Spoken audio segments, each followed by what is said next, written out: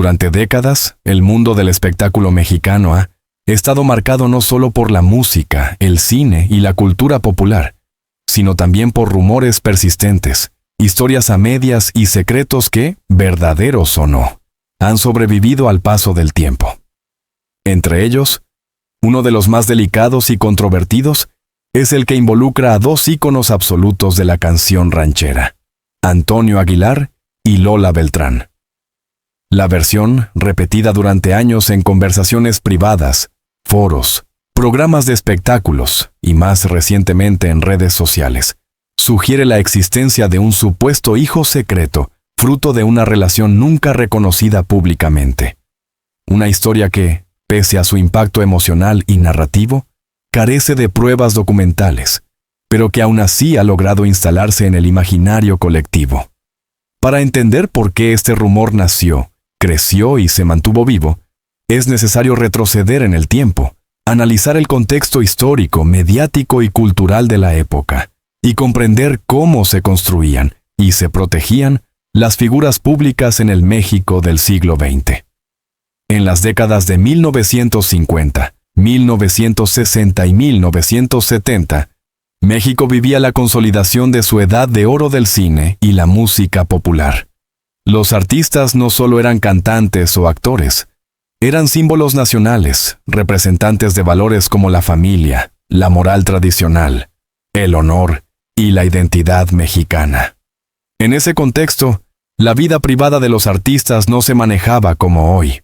No existían redes sociales, ni paparazzi constantes, ni una prensa de escándalos con la libertad actual. Por el contrario, los grandes nombres del espectáculo estaban protegidos por contratos estrictos con disqueras y productoras, acuerdos tácitos con medios de comunicación y una cultura de silencio cómplice que evitaba cualquier información que pudiera dañar la imagen pública.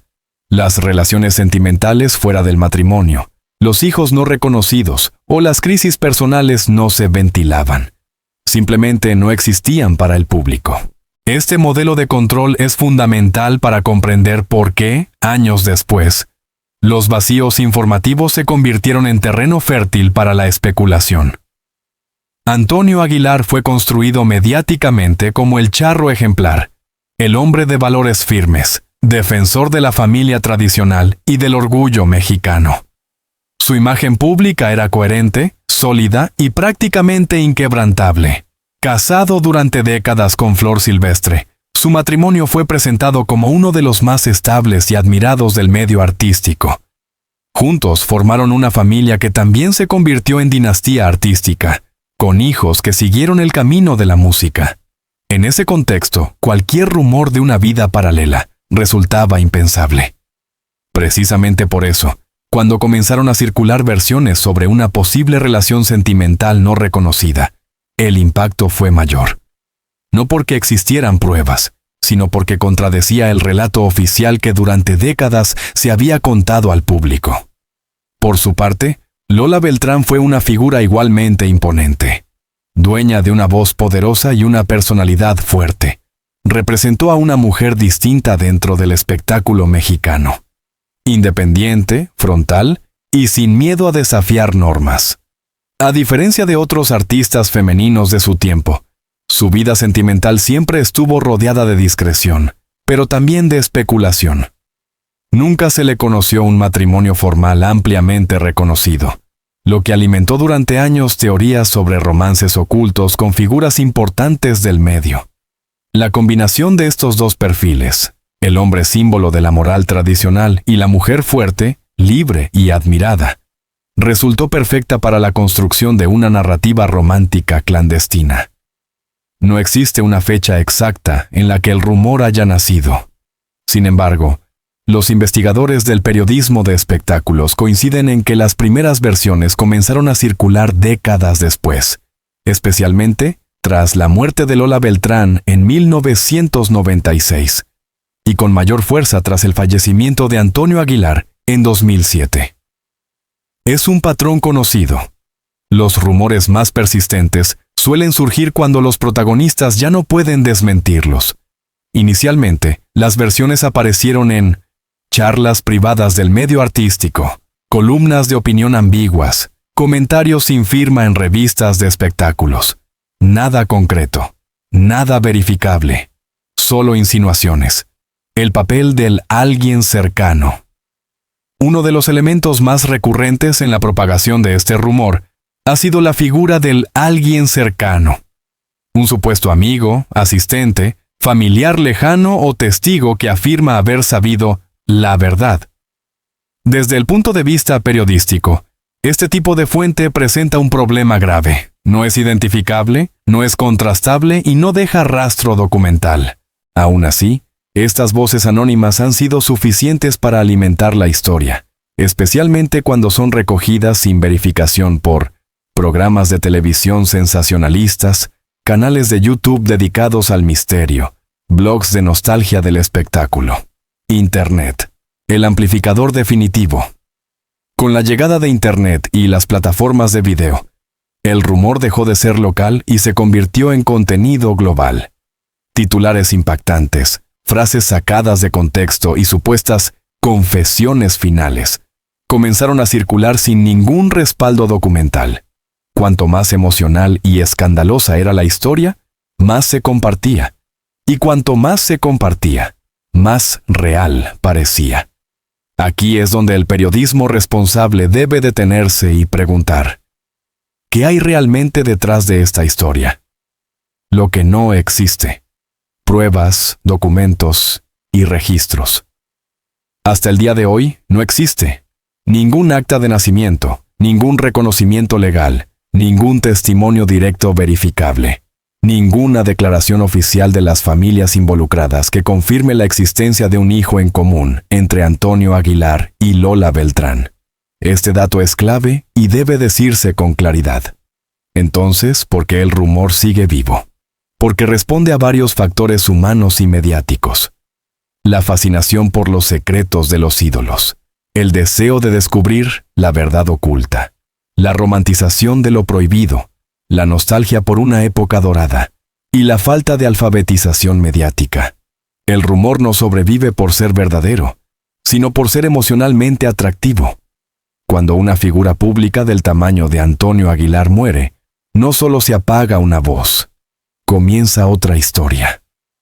Una historia hecha de recuerdos, interpretaciones, silencios y muchas veces palabras que nunca fueron dichas, pero que con el tiempo se le atribuyen.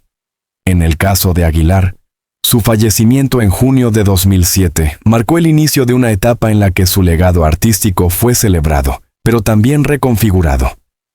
Fue precisamente entonces cuando comenzaron a circular con más fuerza versiones sobre una supuesta confesión final, una verdad guardada que habría salido a la luz poco antes de su muerte. Pero ¿qué hay de cierto en todo esto? ¿Qué palabras están documentadas y cuáles nacieron después, impulsadas por la necesidad mediática de un cierre impactante? Antonio Aguilar pasó sus últimos años lejos del escándalo. A diferencia de otros artistas que, en la vejez, deciden romper silencios o ajustar cuentas con el pasado, él mantuvo una coherencia absoluta entre su vida pública y su discurso.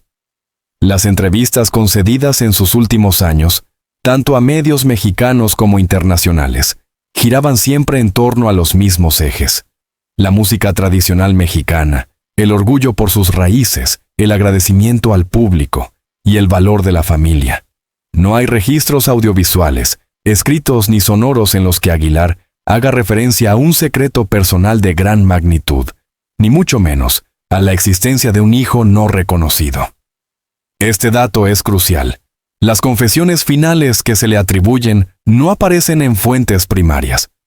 El mito de la confesión antes de morir. La idea de que una celebridad revela un gran secreto en su lecho de muerte es un recurso narrativo tan antiguo como efectivo. Aparece en biografías no autorizadas, en películas, en literatura, y también en el periodismo sensacionalista. En el caso de Antonio Aguilar, este mito comenzó a tomar forma a partir de frases ambiguas, sacadas de contexto, como: hay cosas que me llevo conmigo. No todo debe hacerse público. El público no tiene que saberlo todo. Declaraciones que, en su momento, fueron interpretadas como reflexiones generales sobre la vida privada, pero que años después fueron reinterpretadas como insinuaciones de un secreto oculto. Aquí ocurre un fenómeno clásico de la desinformación. Una frase real más una interpretación interesada igual a una falsa revelación. ¿Quién dijo que Aguilar confesó? Al rastrear el origen de estas versiones, el patrón se repite. Un amigo cercano aseguró. Una persona del entorno familiar reveló. Alguien que estuvo presente afirmó. Nunca hay nombres, nunca hay fechas exactas, nunca hay documentos. Desde el punto de vista periodístico, estas fuentes no cumplen ningún estándar de verificación. Sin embargo, su vaguedad les permite sobrevivir, porque no pueden ser desmentidas directamente. Otro elemento clave en la construcción del rumor ha sido el silencio de la familia Aguilar. Para algunos sectores del público, el hecho de que los herederos del cantante no hayan salido a desmentir explícitamente cada versión ha sido interpretado como una forma de aceptación implícita. Pero este razonamiento es falaz. En el periodismo serio, el silencio no equivale a confirmación. En muchos casos, responde a estrategias legales, protección de la memoria del artista, o simplemente a la decisión de no alimentar especulaciones. Además, ninguna declaración oficial de la familia ha respaldado jamás la existencia de una confesión final relacionada con un hijo secreto. El contraste con otros artistas que sí hablaron. Un ejercicio comparativo resulta revelador.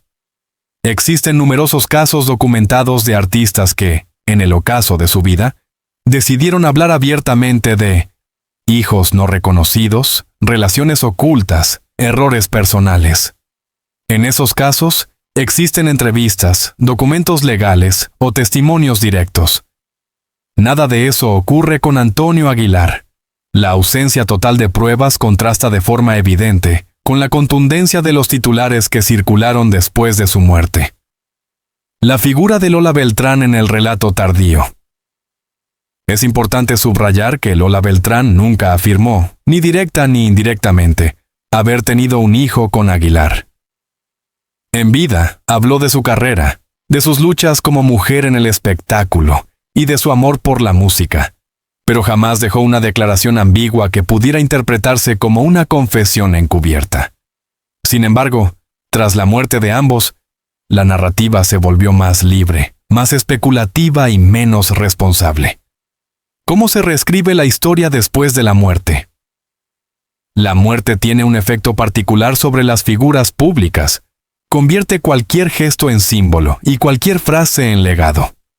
En ese proceso, el periodismo de baja calidad suele rellenar vacíos con hipótesis, convertir rumores en verdades no dichas y presentar suposiciones como revelaciones. Así nació la idea de que Antonio Aguilar habría confesado la verdad, pese a que no existe ninguna evidencia que lo respalde. El peligro de las palabras atribuidas. Atribuir palabras falsas a una persona fallecida no es solo un error periodístico. Es una forma de manipulación de la memoria histórica. Se construye un personaje distinto al real, se altera su legado y se confunde al público.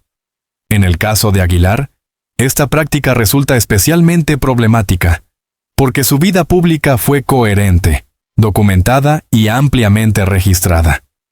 Si la figura de Antonio Aguilar fue protegida durante décadas por una imagen pública sólida y cuidadosamente construida, la de Lola Beltrán siguió un camino distinto, pero no menos complejo. En torno a ella, el mito no se construyó desde la moral tradicional, sino desde una combinación de admiración, silencio y proyección colectiva.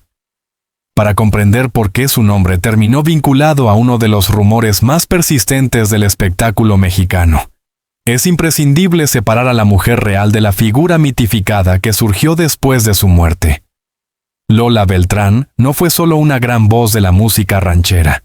Fue, ante todo, una mujer que logró abrirse paso en un entorno profundamente dominado por hombres. Desde sus inicios, su carrera estuvo marcada por la disciplina, la exigencia y una determinación poco común para su época. A diferencia de muchas artistas femeninas de mediados del siglo XX, Lola no fue promovida mediáticamente como esposa de, ni como figura secundaria. Su identidad pública se construyó alrededor de su talento, su carácter fuerte y su presencia escénica. Este rasgo, que hoy podría parecer normal, en su momento generó incomodidad y, paradójicamente, sospecha. Lola Beltrán fue extremadamente reservada con su vida sentimental. No concedía entrevistas sobre amores, no alimentaba rumores y evitaba deliberadamente que su intimidad se convirtiera en tema de conversación pública. Este silencio, lejos de protegerla, terminó convirtiéndose en un lienzo en blanco sobre el cual otros proyectaron historias. En el periodismo de espectáculos, el vacío rara vez permanece vacío. Cuando no hay datos, aparecen las interpretaciones, y cuando no hay confirmaciones, nacen las leyendas. Antonio Aguilar y Lola Beltrán compartieron escenarios, eventos y espacios profesionales. Coincidieron en galas, homenajes y actos culturales donde la música mexicana era protagonista. Estas colaboraciones, completamente documentadas, fueron estrictamente profesionales. Sin embargo, con el paso del tiempo, esas imágenes comenzaron a ser reinterpretadas. Una mirada sostenida, una sonrisa captada por una cámara, una frase cordial en una entrevista antigua, pasaron a ser presentadas como pruebas de algo más. Este es un mecanismo clásico de la mitología mediática: releer el pasado con los ojos del presente. La mujer fuerte convertida en personaje romántico. Uno de los aspectos más problemáticos del rumor es cómo transforma a Lola Beltrán en un arquetipo narrativo. La mujer apasionada, silenciosa, portadora de un gran secreto. Esta representación no solo carece de sustento, sino que contradice lo que se sabe de ella por fuentes confiables. Lola fue directa, frontal y poco dada a las medias verdades. Quienes la conocieron coinciden en que no era una mujer que aceptara vivir en la sombra, ni cargar con secretos que definieran su identidad. El mito, sin embargo, necesitaba una figura femenina fuerte para sostenerse. Y Lola, por su carácter y su estatura artística, encajaba perfectamente en ese papel.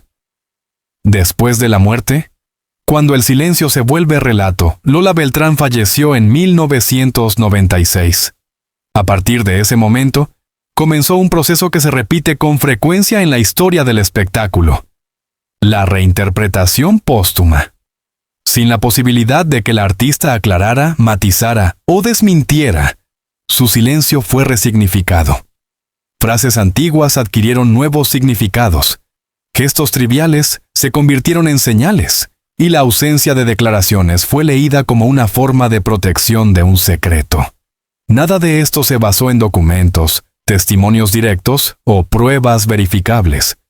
Todo se construyó sobre suposiciones retrospectivas. El peso del género en la construcción del rumor. Es imposible ignorar un factor clave: el género. Históricamente, las mujeres del espectáculo han sido más vulnerables a este tipo de narrativas. Mientras que a los hombres se les atribuyen aventuras sin mayor consecuencia, a las mujeres se les asigna el papel de depositarias del escándalo. En este caso, Lola Beltrán fue presentada por algunos relatos tardíos como la guardiana de un secreto ajeno, una figura casi trágica cuya vida habría estado marcada por una verdad nunca revelada.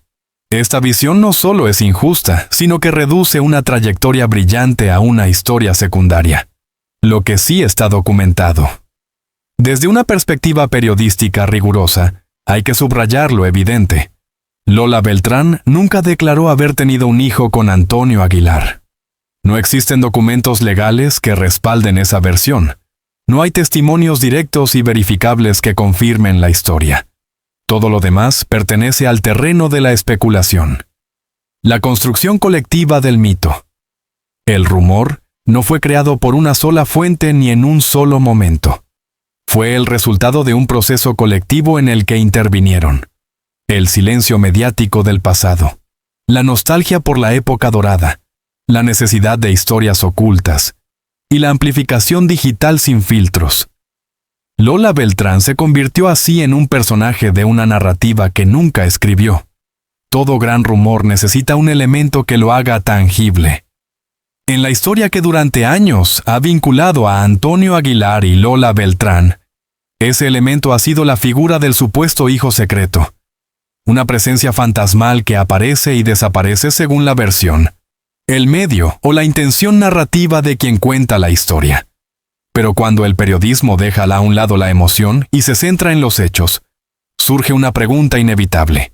¿Quién es realmente esa persona? La respuesta, incómoda pero honesta, es simple. No hay una respuesta clara, porque no hay una identidad comprobable. La multiplicación de versiones a lo largo de los años, distintas versiones han intentado dar forma a este supuesto hijo. Algunas afirman que nació en secreto y fue entregado a otra familia. Otras sostienen que creció fuera del país. Hay incluso relatos que aseguran que vivió siempre en México, pero bajo otro apellido. El problema es que ninguna versión coincide con la otra. No hay un nombre único que se repita de forma consistente.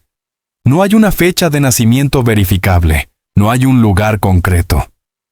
Desde el punto de vista investigativo, esto es una señal inequívoca de construcción ficticia. Cuando un hecho es real, los datos tienden a converger. Cuando es un rumor, se dispersan. El recurso del hijo anónimo. Uno de los mecanismos más utilizados para mantener viva la historia ha sido la idea de que el supuesto hijo no quiere ser reconocido. Vive en el anonimato o rechazó el apellido por decisión propia. Narrativamente, esta estrategia es perfecta. El personaje existe, pero no puede ser localizado. Su ausencia se convierte en prueba de su existencia. Periodísticamente, sin embargo, es insostenible. La imposibilidad de verificar no refuerza una hipótesis, la debilita. Ningún reclamo, ninguna acción legal, en casos documentados de hijos no reconocidos de figuras públicas, existe casi siempre algún tipo de rastro. Demandas de reconocimiento, pruebas de ADN solicitadas, entrevistas públicas o disputas hereditarias. En este caso, no existe absolutamente nada de eso. Ni en vida de Antonio Aguilar, ni tras su fallecimiento, ni después de la muerte de Lola Beltrán, apareció una persona reclamando públicamente ser hijo de ambos. En términos legales y humanos, esto resulta altamente improbable si el hecho fuera real. El uso indebido de parecidos físicos. Otro recurso habitual ha sido el señalamiento de supuestos parecidos físicos. Fotografías de personas anónimas han sido comparadas con rasgos de Aguilar o Beltrán, acompañadas de frases como «es idéntico» o «tiene la misma mirada». Este tipo de argumentos no solo carecen de valor probatorio, sino que rozan lo irresponsable. Los parecidos físicos son subjetivos y fácilmente manipulables, especialmente cuando se buscan de manera intencional. El periodismo serio no trabaja con intuiciones visuales, sino con pruebas. Testimonios que nunca se sostienen. Algunos relatos mencionan supuestos testigos, una enfermera, un chofer, un amigo lejano, un trabajador del medio artístico. El patrón vuelve a repetirse. No hay nombres completos, no hay registros, no hay entrevistas grabadas, no hay documentos. Se trata de voces que aparecen solo cuando sirven a la narrativa y desaparecen cuando se exige verificación. El papel de Internet y el contenido sensacionalista. Con la expansión de plataformas digitales, el supuesto hijo dejó de ser una historia marginal y pasó a convertirse en contenido rentable. Videos con títulos impactantes, miniaturas emocionales y narraciones dramatizadas reforzaron la idea de que algo se estaba ocultando. En muchos casos, estos contenidos no presentan fuentes, mezclan datos reales con ficción y utilizan lenguaje emocional para suplir la falta de pruebas. El resultado es un círculo vicioso. El público consume, el algoritmo premia, el rumor se refuerza, el daño colateral. Personas reales señaladas. Un aspecto poco discutido pero éticamente grave es que algunas versiones han señalado a personas reales, con nombre y apellido, insinuando que podrían ser el supuesto hijo. Estas insinuaciones, sin fundamento, Pueden afectar vidas reales, reputaciones y familias que nada tienen que ver con la historia. Aquí el rumor deja de ser inofensivo y se convierte en un problema ético, lo que revela la ausencia de pruebas tras analizar todas las teorías, nombres y versiones. El resultado es claro. No hay identidad comprobada, no hay documentación, no hay testimonios directos, no hay acciones legales. Lo que sí hay es una historia que se adapta según la necesidad narrativa del momento. Desde el punto de vista periodístico, esta ausencia no es un detalle menor, es la conclusión central. Después de analizar el origen del rumor, las palabras realmente documentadas, la figura de Lola Beltrán y la inexistencia verificable del supuesto hijo, la pregunta final ya no es si la historia es cierta o falsa. La pregunta de fondo es otra, mucho más incómoda y necesaria. ¿Por qué seguimos necesitando creer en este tipo de relatos? La persistencia del rumor que durante años ha vinculado a Lola Beltrán con Antonio Aguilar no se explica por la fuerza de las pruebas, porque no las hay. Se explica por la fuerza del deseo colectivo de encontrar grietas en los ídolos, verdades ocultas detrás de las imágenes perfectas y finales más dramáticos que la realidad. El mito como producto cultural.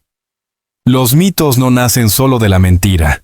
Nacen, muchas veces, de la necesidad humana de completar historias que sentimos incompletas.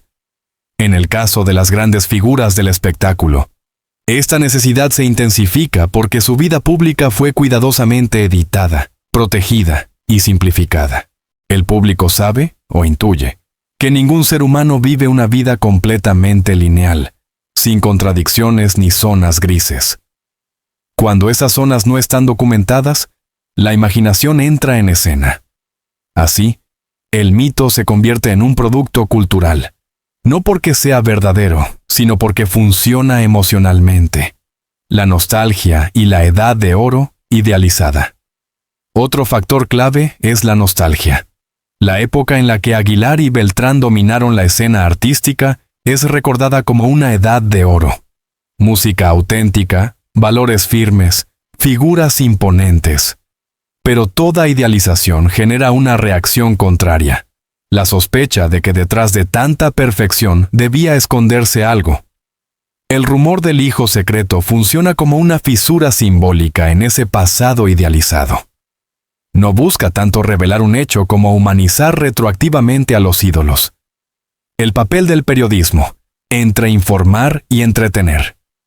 Aquí es donde la responsabilidad periodística se vuelve central. Informar no es solo contar lo que circula, sino evaluar lo que merece ser contado y cómo. En este caso, gran parte del contenido que ha mantenido vivo el rumor ha renunciado a los principios básicos del periodismo. Contraste de fuentes, verificación documental, distinción clara entre hechos y opiniones. En su lugar, se ha optado por la ambigüedad calculada. No está confirmado, pero ¿dicen que? Muchos creen que... Este tipo de lenguaje no informa. Sugiere sin responsabilizarse. La memoria de los que ya no pueden responder. Existe un límite ético que no debería cruzarse con facilidad.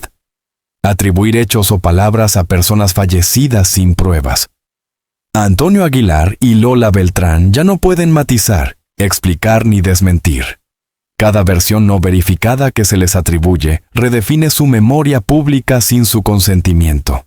La memoria histórica no es un terreno neutro. Se construye, se disputa y se puede manipular. El daño invisible de la desinformación emocional. A primera vista, este rumor podría parecer inofensivo. No hay delito, no hay acusación directa. Pero el daño existe, aunque sea silencioso. Distorsiona trayectorias artísticas reales, reduce vidas complejas a una anécdota no probada, y confunde a nuevas generaciones que no tienen acceso al contexto original. Además, normaliza la idea de que la emoción justifica la falta de rigor. ¿Qué nos dice este caso sobre nosotros como audiencia? Este caso revela algo incómodo. Muchas veces preferimos una historia impactante a una verdad aburrida. Preferimos la insinuación al dato, el misterio a la explicación, la narrativa al archivo. No porque seamos ingenuos, sino porque las historias nos conectan emocionalmente. El desafío está en no confundir esa conexión con la verdad. Recuperar el valor de la duda informada. Frente a rumores persistentes como este, la postura más honesta no es la negación absoluta ni la aceptación ciega, sino la duda informada. Preguntarse, ¿de dónde sale esta información? ¿Quién la respalda? ¿Qué intereses hay detrás de su difusión? Estas preguntas no destruyen el mito, lo colocan en su lugar correcto. La historia del supuesto hijo secreto no es, en el fondo, una historia sobre Antonio Aguilar o Lola Beltrán. Es una historia sobre cómo construimos relatos, cómo reinterpretamos el pasado y cómo el silencio puede ser convertido en narrativa. Como periodistas, creadores de contenido y audiencia, tenemos una elección: seguir repitiendo mitos porque funcionan, o contar la historia completa, con sus límites, sus vacíos y su verdad comprobable. A veces, la verdad no es un gran escándalo. A veces, la verdad es simplemente que no todo misterio esconde un secreto. Y reconocerlo también es una forma de respeto.